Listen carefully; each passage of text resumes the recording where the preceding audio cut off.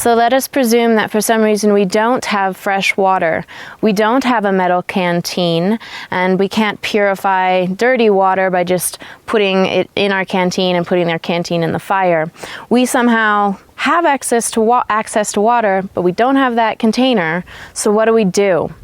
Well, we need to have something that we can use to house the water. So I've created this bowl, and the next step is going to be to heat up rocks really, really hot in the fire, leave them in the coals, and then in the fire as you're using it, and then we'll take them out and put them inside the water, and it will boil the water. So let's see how that works.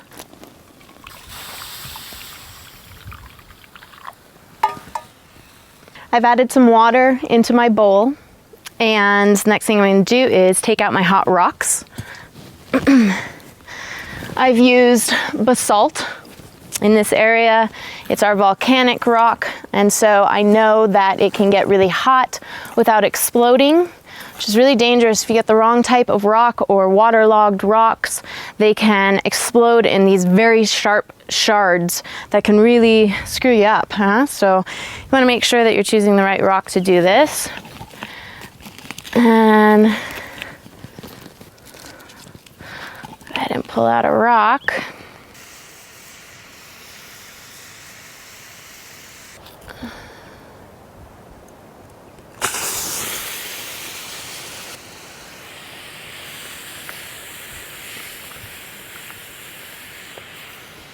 Just to follow through with this lesson, a couple things have happened with my burn bowl. I burnt through the edge of one of the sides, which you don't want to do because I've lost volume that I'm able to contain in my wood bowl here. However, it does kind of work as a pour spout, which is nice.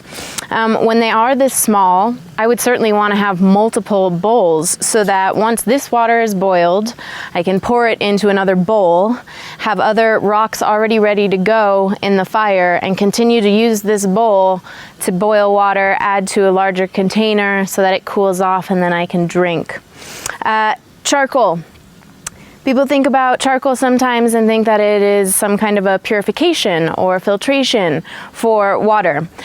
Activated charcoal filters are different than just charcoal. What we can use with our charcoal here is taking the large pieces, breaking them down into powder, and then creating a filtration system, not a purification system, but with something like sand and then layers of charcoal, sand, maybe a bandana, in some kind of contained bag maybe, with a little bit of a hole at the bottom.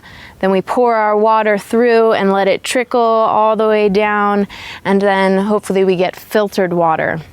So it's a little bit of a misnomer to think that just by adding charcoal to your water that it purifies it.